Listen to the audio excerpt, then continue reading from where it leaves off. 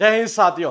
मैं इसके दमविवाल आप सभी साथियों का इस इंस्पेक्टर फैक्ट्री परिवार में स्वागत करता हूं। जैसा कि आप देख पा रहे हैं, ग्रामर का पोस्टमार्टम एक सीरीज हमने आपके लिए शुरू की थी और हालांकि रिस्पॉन्स काफी अच्छा था, लेकिन व्यूज कम को देखते हुए मैंने देखा कि शायद हो सकता है आपको पसंद नहीं आ रही होगी ये। लेकिन बहुत सारे बच्चों के व्हाट्सएप पर मैसेज आए कि सर ने उस सीरीज का हमें बहुत फायदा हो रहा है। तो दोस्तों, ये सीरीज आपके लिए अब से कंटिन्यू ही रहेगी। पहले भी कंटिन्यू थी ये, लेकिन वही है ना कि मैंने कहा कि आप थोड़ा सा इसको शेयर करेंगे तो इससे मेरा भी एक मोटिवेशन बना रहेगा कि हाँ, बच्चों को पसंद आ रही है ये। तो देखिएगा, आज का कॉन्सेप्ट हम बात करें तो 18 कॉन्सेप्ट मैं आपको अब तक सिखा चुका हूं। ये 19 नंबर का जो कॉन्सेप्ट है वो ये कहना चाह रहा है कि नीड और डेयर। देखो, दो चीज लिखी है यहाँ। ये क्या क्या लिखा है? एक वर्ड आपके पास में यहां है नीड, और एक वर्ड कौन सा आपके पास? डेयर। अगर इनके साथ में नोट का यूज होता है, कहने का सेंस ये है कि अगर मान लो ऐसा आता है डेयर नोट, क्या आता है? डेयर नोट, या क्या आता है? Need note. अगर ऐसा आता है तो आप इसे क्या समझेंगे? ये मॉडल का काम करता है, या फिर ये अगर एज ए काम करते हो हेल्पिंग वर्ब के रूप में, ये मतलब कि जब ये इंट्रोगेटिव सेंटेंस हो तब भी आप इसे मॉडल ही समझेंगे। ये फिलहाल देखिएगा, डेयर और नॉट के साथ नोट का यूज हो तो इसे मॉडल समझा जाएगा ये। और इनके साथ मैन वर्ब की कौन सी फॉर्म? फर्स्ट फॉर्म का यूज किया जाएगा, क्योंकि किसी भी मॉडल के साथ अगर देखा जाए तो हम वर्ब की कौन सी यूज करते हैं? फर्स्ट फॉर्म यूज करते हैं ये। और देखो, चाहे और एक चीज और ध्यान रखना ही है, अब एग्जाम में आप गलती क्या करेंगे ये मैं भी बताता हूं आपको। सबसे पहले इन सेंटेंस को देखना एक बार। ये सेंटेंस क्या कहना चाह रहा है? She needs not to do it. Need not एक क्या होता है? मॉडल होता है ये। मैंने कहा नीड नोट मॉडल होता है, और ध्यान रखना इस मॉडल में आपको एस और ईएस लगाने की कोई आवश्यकता नहीं है। यानी नीड नोट मॉडल नहीं है तो यहां एस लगाने की नीड नहीं है। यानी कि कहने का सेंस यह है कि सब्जेक्ट चाहे आपका सिंगुलर हो चाहे प्लूरल हो, यहां नोट का, यहां एस का यूज नहीं करेंगे। और नीड नॉट के साथ वर्ब की कौन सी फॉर्म? First form. ये सही थी, लेकिन नीड्स नहीं होगा, ये नीड होगा। यानी सी नीड नॉट डू इट। लेकिन अगर मान लीजिए सेंटेंस आपके पास में है सी नीड्स मिल्क, उसे दूध की आवश्यकता है। अब यहां ध्यान रखना, ये मॉडल का काम नहीं कर रहा है, ये काम कर रहा है एज अ मैन वर्ब का। ये और मैन वर्ब के फर्स्ट फॉर्म में एस यस लगा, यानी प्रेजेंट इंडेफिनिट टेंस की बात की जा रही है यहां पर। ये तो ये मॉडल नहीं है। मॉडल होगा तो क्या आएगा? नीड नॉट या डेयर नॉट, जिसके साथ आप वर्ब की कौन सी फॉर्म यूज करेंगे? First form. ध्यान रखना, जब ये मॉडल का काम करेगा तो नीड और डेयर में एस यस आप कुछ नहीं लगाएंगे। ये गलती अक्सर एग्जाम में करता है और वहां जाकर आप चूक जाते हैं ये। जैसे देखिएगा, यहां पर ये क्वेश्चन आपके एग्जाम में पूछा गया था ये कि need you two by so many books. मैंने कहा नीड का यूज अगर इंटरोगेटिव के रूप में हो, इंटरोगेटिव का मतलब क्वेश्चन के रूप में, ये अगर क्वेश्चन के रूप में हो रहा है तो ध्यान रखना ये मेन वर्ब नहीं है, ये मॉडल का काम करता है। और मॉडल के साथ में वर्ब की फर्स्ट फॉर्म का आप यूज करेंगे, ना कि टू प्लस बाई। यानी कि यहां क्या आएगा? ओनली बाई का यूज होगा, यानी कि टू नहीं आएगा जी यहां। ये चलो, ये क्वेश्चन आपके एग्जाम में पूछा हुआ है। ये you need to take some guidance in chemistry. अब पॉइंट को समझिए, क्या कहना चाह रहा है ये कहना चाह रहा है यू नीड टू टेक, यानी क्या नीड नोट है यहां? नहीं, ये मॉडल नहीं है, ये मैन वर्ब का काम कर रहा है ये। अगर ये मैन वर्ब का काम कर रहा है तो इसका मतलब सेंटेंस सही है। सही है तो आपका आंसर जाएगा ये बी वाला।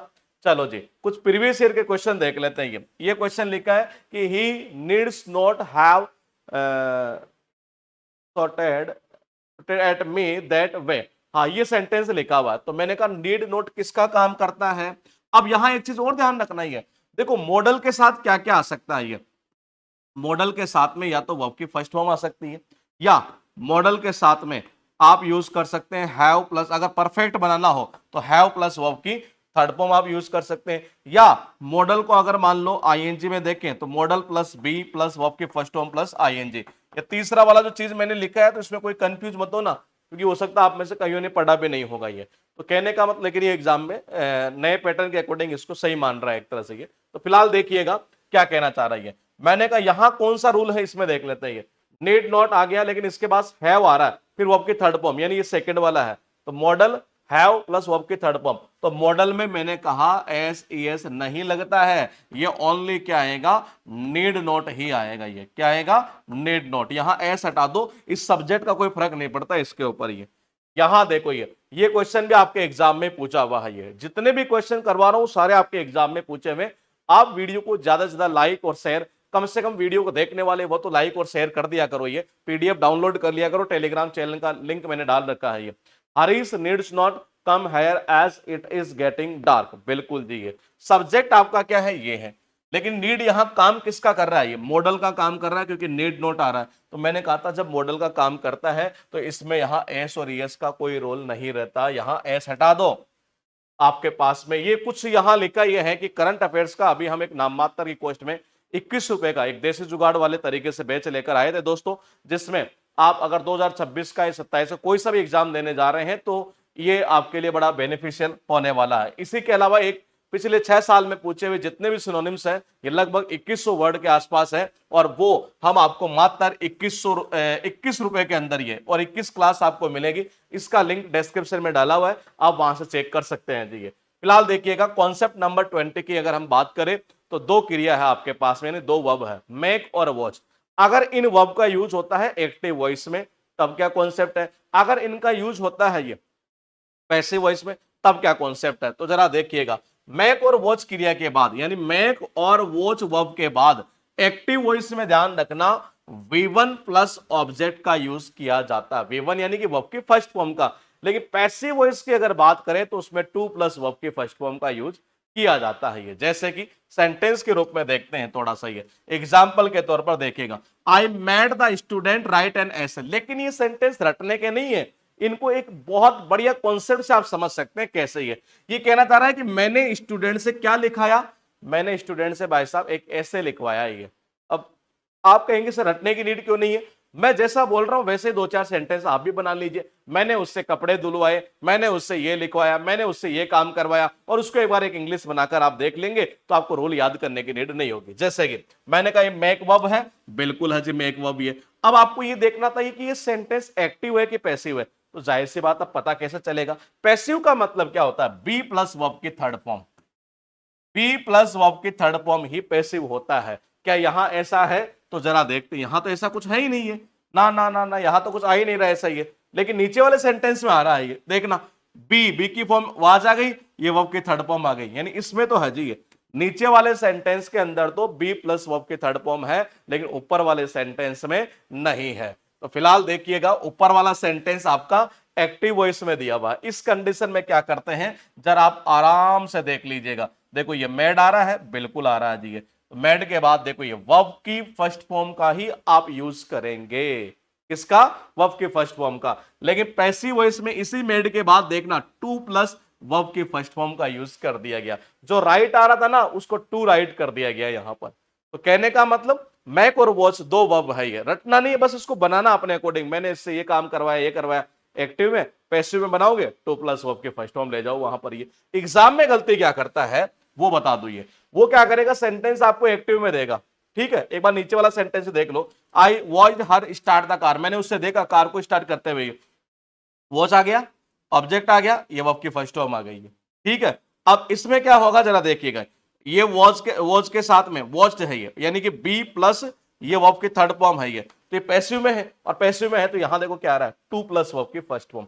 एग्जाम में गलती क्या करता है कि एक्टिव वाला सेंटेंस बना के दे देगा इन दो वर्ब का, और वहां सबसे बड़ी गलती ये करेगा दोस्त, सबसे बड़ी गलती करेगा कि यहां लगा देगा 2 प्लस वर्ब की फर्स्ट फॉर्म, और पैसिव में देगा तो यहां से 2 हटा देगा। यही गलती अक्सर करता है। जैसे देखना एग्जाम वाली गलती, एग्जाम में ज्यादातर इस प्रकार के क्वेश्चन में मेक वर्ब का एक्टिव वॉइस में यूज करके उसके बाद 2 प्लस वर्ब की फर्स्ट फॉर्म देकर एरर के क्वेश्चन देता है। ये चीजें मैं क्यों लिखा बता रहा हूं आपको, ये कारण ये है कि जब अगर आपको ये चीज पता चल जाएगी ना ये कि एग्जाम वाली गलती क्या करेगा, तो आप एग्जाम में मात नहीं खाएंगे। ये फिलहाल देखिएगा क्या चीज है, ये प्रीवियस ईयर क्वेश्चन कुछ देख लेते हैं।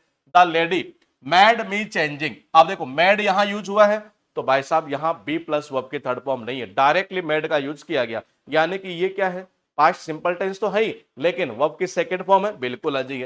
एक्टिव वॉइस है, बिल्कुल है। एक्टिव वॉइस अगर है तो इसका मतलब मैड ऑब्जेक्ट वर्ब की फर्स्ट फॉर्म आएगी, यानी चेंजिंग नहीं आएगा, क्या आएगा, चेंज आएगा जी। क्या आएगा, चेंज आएगा। ये यहां पर क्या कहना चाह रहा है कि मैन द लैंड लेडी जो थी एक तरह से, उसने क्या किया, जो 3 बार किचन की जो डिजाइन एक तरह से उसको चेंज करवाया रही है उससे, मतलब मेरे से चेंज करवाया। ये यहां पर है I made them cleaning the room thoroughly, देखो सब्जेक्ट आ गया, ये मेक वर्ब आ गई, ठीक है, एक्टिव है, और एक्टिव है तो मैंने कहा ऑब्जेक्ट, और वर्ब की फर्स्ट फॉर्म आती क्लीनिंग नहीं आएगा, क्लीन आएगा।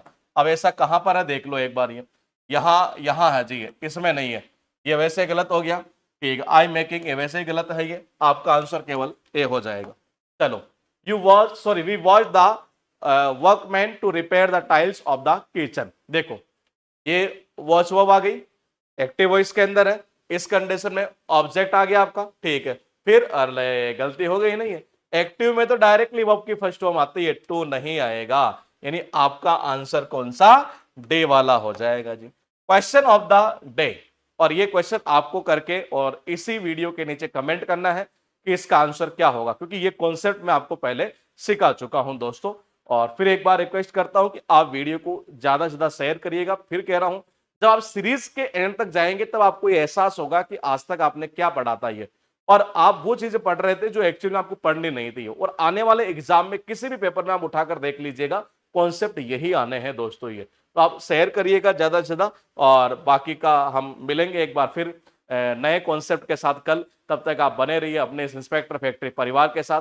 डाउनलोड करने के लिए पीडीएफ लिंक दे रखा हमने डिस्क्रिप्शन में, 21 रुपए वाला बैच चाहिए तो उसका भी लिंक हमने डिस्क्रिप्शन में दे रखा है।